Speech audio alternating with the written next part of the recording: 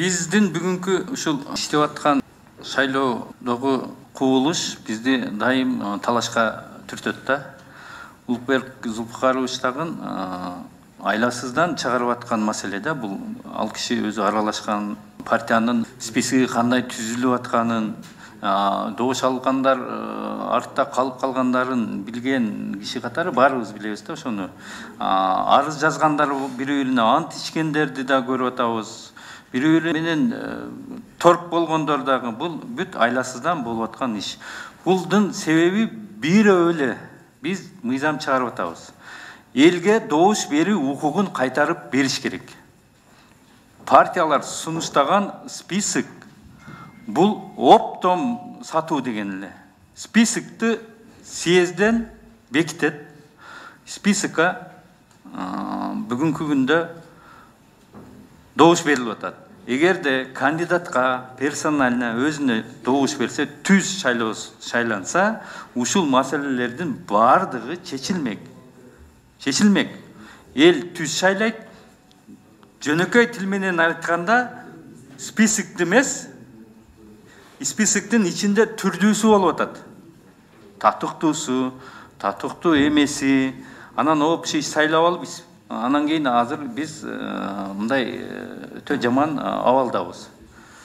Но келаткан биздин мыйзам бар. Эгерде ушуну өткөзсөк, мына Улукбек Зулпукаровичтин сунушу, башка сунуштардын, талаштардын бардыгы чечилмек. Бул түз шайлоо, список эмес, партиянын ичиндеги кандидат шайлоо.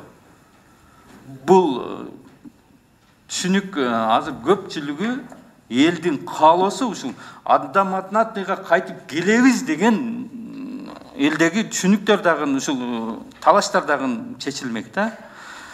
Улукбек Зулпукаровичтин сунушу дагы бул туура эле туура багытка кетип атат. Айласыз болуп атат да. Бир как-то бир ошол мезгилде кичине жанагы жакалашкандар токтотуп, арыз жазгандарды, бири-бирин кубалашкандарды, бири-бири менен торп кылгандар кичине болсо да, бир аз болсо дагы чечилсин деген маселе болуп атат да.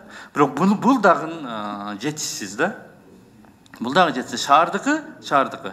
Согласие жана арыздын негизинде, эгер ал арыз жазбаса, алдында турган болсо, макул добуш ала албады, ал арыз жазбаса аны жылдыра албайт эч ким.